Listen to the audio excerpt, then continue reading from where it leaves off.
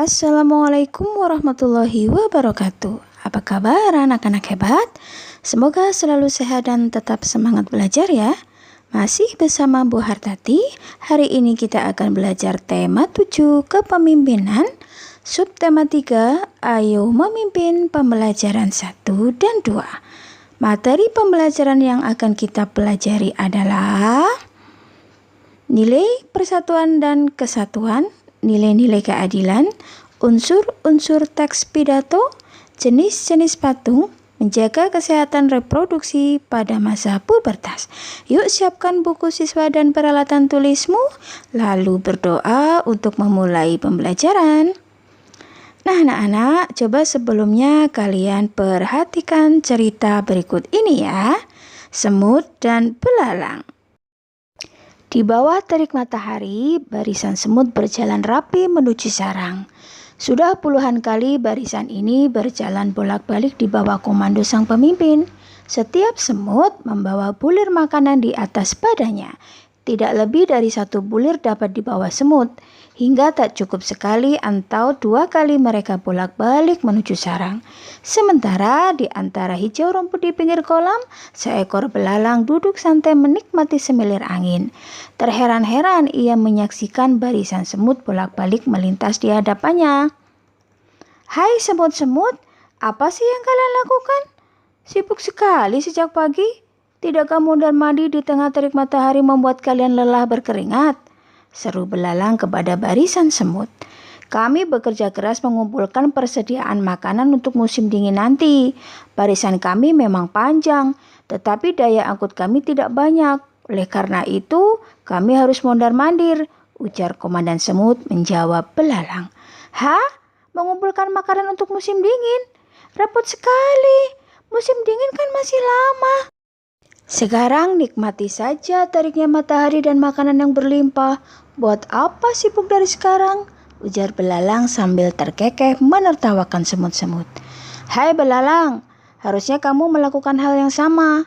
Serangga seperti kita harus bersiap-siap menghadapi musim dingin. Nanti semua tanaman dan sumber makanan lain akan beku tertutup salju.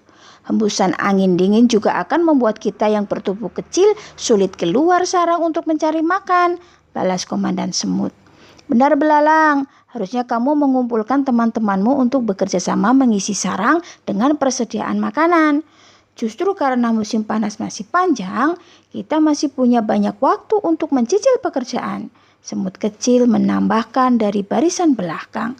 "Ah, semua temanku juga sedang bersantai. Terserah kalian sajalah kalau ingin merapatkan diri," tugasnya. Begitulah adanya. Sepanjang musim panas, barisan semut sibuk bekerja, sementara belalang santai bermalas-malasan. Hingga musim dingin pun tibalah. Semut-semut nyaman bercengkerama di sarangnya yang berlimpah makanan. Bagaimana dengan belalang? Ia meringkuk kedinginan dan kelaparan di balik dinginnya batu. Nah anak-anak, apa yang dilakukan semut dan teman-temannya merupakan contoh bekerja sama dan gotong royong. Bekerja sama dan gotong royong merupakan salah satu contoh pengamalan dari nilai persatuan dan kesatuan. Contoh yang lainnya adalah bermusyawarah. Bermusyawarah juga merupakan pengamalan dari nilai persatuan dan kesatuan. Nilai tersebut dapat diterapkan oleh beberapa orang untuk mengambil keputusan. Nah, menurut kalian, kegiatan apa saja yang membutuhkan kerjasama atau gotong royong di sekolah? Lalu mengapa dilakukan itu? Iya, betul sekali. Contoh kerjasama dan gotong royong yang dilakukan di sekolah diantaranya membersihkan ruang kelas, membersihkan taman kelas, kegiatan merenovasi atau menghias kelas, mengerjakan majalah dinding, belajar kelompok bersama-sama, membersihkan tempat ibadah di sekolah, membersihkan halaman sekolah bersama-sama. Semua itu dilakukan demi kenyamanan dan kepentingan atau tujuan yang sudah ditentukan bersama-sama. Nah anak-anak, selain bekerja sama dan gotong royong, contoh nilai persatuan dan kesatuan lainnya adalah bermusyawarah. Nah, pernahkah kalian melakukan musyawarah di sekolahmu? Iya, betul sekali. Pemilihan ketua kelas merupakan contoh kegiatan musyawarah di sekolah. Setiap sekolah biasanya memiliki koperasi sekolah. Koperasi sekolah beranggotakan seluruh warga sekolah. Pada akhir tahun, koperasi sekolah akan mengadakan rapat yang dihadiri oleh semua anggota koperasi. Pada rapat tersebut, ketua koperasi akan menyampaikan hasil laporannya dalam bentuk pidato. Nah, masih ingatkah kalian apa unsur-unsur atau bagian-bagian pidato? Iya, betul sekali. Bagian-bagian pidato diantaranya 1. Salam pembuka merupakan salam sapaan. 2. Pembuka berisi ucapan penghormatan, ucapan syukur, dan ucapan terima kasih. 3. Inti pidato berisi informasi pokok yang akan disampaikan dalam pidato. Yang keempat adalah penutup berisi kesimpulan dan permohonan maaf. Dan yang kelima adalah salam penutup merupakan salam sapa untuk menutup pidato. Nah anak-anak, banyak pemimpin hebat yang dibuat patungnya sebagai bentuk penghormatan untuk mengenang jasa-jasanya, seperti patung Insinyur Soekarno dan Hatta berikut ini. Nah, coba kalian amati ya, menurut kalian ini termasuk jenis patung apa ya? Dan apa bahan untuk membuatnya?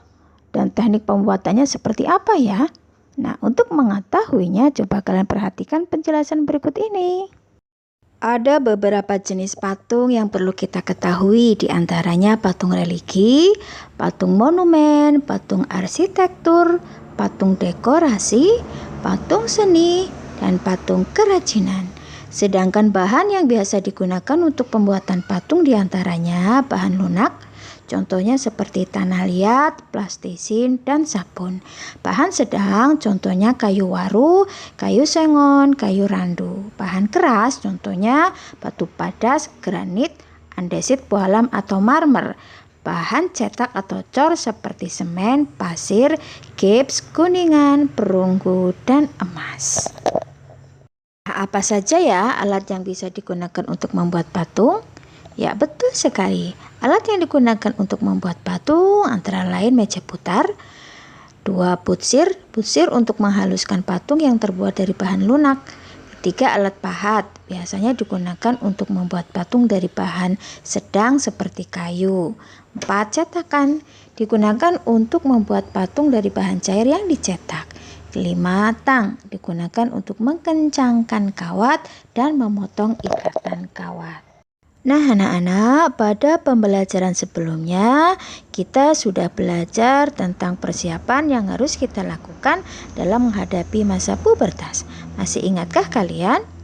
Iya, betul sekali. Yang pertama, pilih teman atau pergaulan yang baik, mengembangkan bakat dan hobi kalian, berpikir dan bertindak secara positif, selalu mendekatkan diri kepada Tuhan Yang Maha Esa, mencari informasi dan berdiskusi dengan orang-orang yang mengerti, dan banyak membaca buku pengetahuan. Itu hal-hal yang bisa kita lakukan dalam menghadapi masa pubertas. Nah anak-anak, inilah yang kita pelajari hari ini. Semoga bermanfaat ya. Jangan lupa untuk like, share, subscribe, dan komen. Terima kasih. Sampai jumpa pada pembelajaran berikutnya. Wassalamualaikum warahmatullahi wabarakatuh.